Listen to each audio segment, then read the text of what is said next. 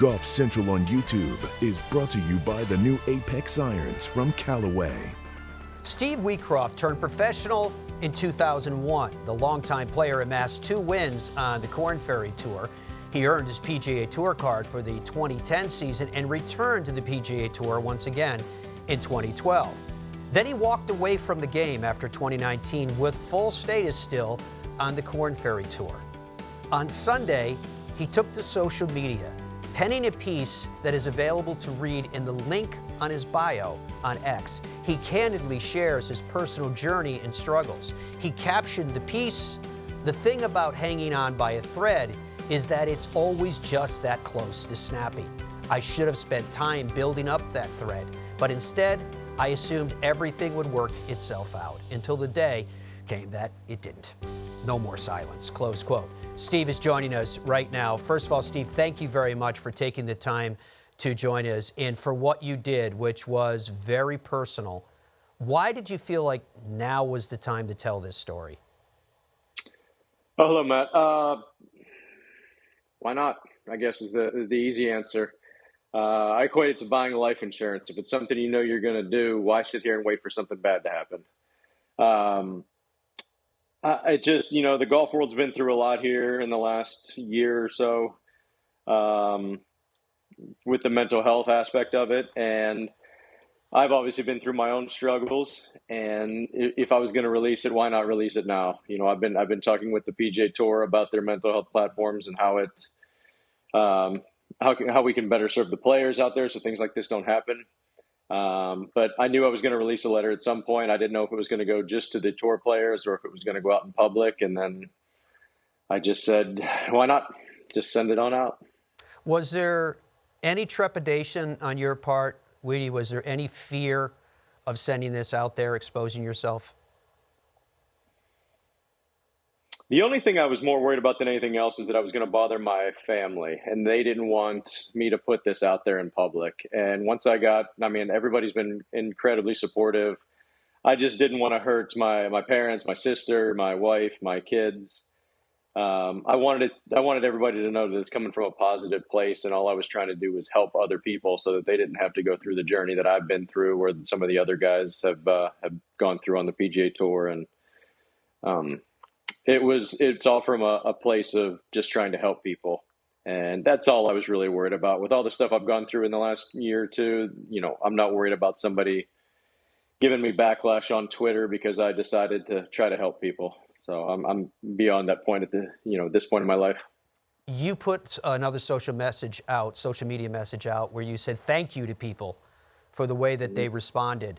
But I am curious, if you care to share, did you hear from people that were also struggling with addictions, et cetera, mental health issues? And did they also reach out to you and say that this was important to help them?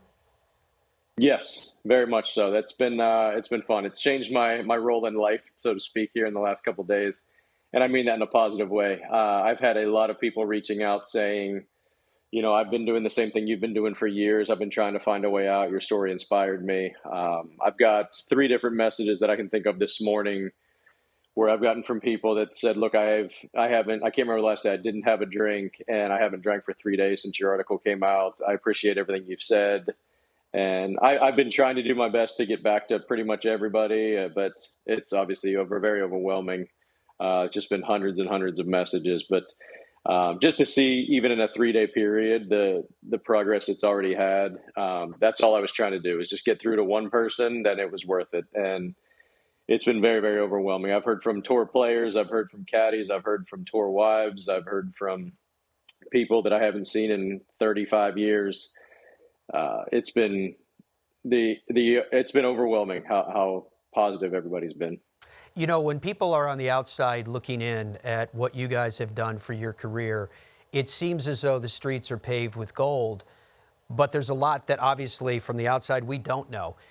Would you say then, Steve, that it's typical that many golfers actually measure their self-worth by what they do on the golf course, in essence, by a score? 100%. And that's the problem with being a professional golfer. We're all wired a little differently, as is any professional athlete. And you kind of, equate your own happiness, your own success in life by how you play on the golf course. And is that fair? No. But that's just how we're kind of bred and raised growing up. That's what you're taught to do. And if you're not playing good golf, you feel like a failure, and it slowly wears on you. I mean, at the end of the day, we're traveling for 25 weeks a year, 30 weeks a year. Maybe you're with your family, maybe you're traveling away from them. You're alone in hotel rooms. You're going to some cities you love, some cities you don't like. It's a very isolated profession, and having a lot of time in hotel rooms by yourself. There's only so much TV you can watch, and then when your brain starts working and you're not in a great place, it can lead to some really, really bad things happening. And one thing that I wish that athletes could do a better job of or be prepared for is coming out of that lifestyle, because we are taught as golfers to be, this is your everything, this is your life, this is your hopes and dreams, go chase this. And we put, for myself, I was basically Steve the golfer for 42 years of my life. And then to walk away from it and just have all that taken away from me, and then you try to figure out who you are as a human being at 43, 44, whatever it was. It's a daunting thought process, and it's not a positive one. And that's what kind of sent me down my spiral. Is I didn't know who I was, but I really didn't like myself. And it was just a very, very hard transition, but I've heard from numerous players that they went through something very similar. The reactions that you're getting are so positive, but what you decided to do feels to me like it took bravery, it took courage to put yourself out there. Do you feel like it should have felt that way, or should we already be at a place where we can talk openly about mental health, especially in sports, especially in golf? I wish the world would be more open to it. And that's kind of what I wrote at the end of the letter there is, if you're struggling with your golf swing, you call your swing coach. If you're struggling with your diet, you call a nutritionist. If you're gaining weight, you go see the fitness trailers. But if somebody says that they're working on their mental health, everybody looks at it as a negative, and they put the stigma behind it, when all you're trying to do is make your life better and make yourself a more positive human. And mental health has a big factor with how your body feels, big impact on how your body feels, and taking a lot of that stress and letting it build up, whether it's, over weeks or years, takes a toll on your body. And I remember numerous times when I tried to play golf and I was super stressed, anxious, whatever you want to call it. My back felt tight, my neck felt tight, I had headaches. And just because I wasn't trying to relieve my stress, I would go out onto the golf course because that was my safe place. But when you bring your stress with you, it's hard to play good golf. And I just wish that the stigma of mental health would start to have more of a positive connotation than a negative connotation. And, now all we hear is labels of, oh, he was diagnosed with depression or diagnosed with anxiety, or, I was never medically diagnosed with any of them. I'm sure I had it, but I didn't need a label to tell me how I felt. Plain and simple. I knew I was just in a bad place, and I knew what I was feeling was something I'd never felt before.